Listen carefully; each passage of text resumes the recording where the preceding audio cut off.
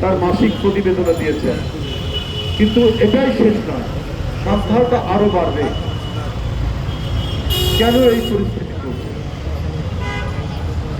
একটি জনগণের সমর্থিত সরকার সমাজের মধ্যে শান্তি স্থিতি নিশ্চিত করা প্রধান দায়িত্ব।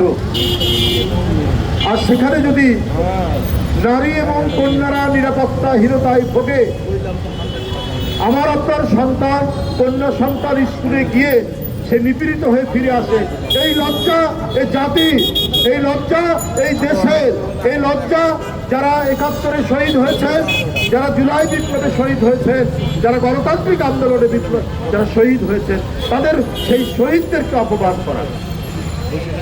কেন দুষ্কৃতিকারীরা আধিপত্য বজায় করবে সমাজের রন্ধ্রে রন্ধ্রে?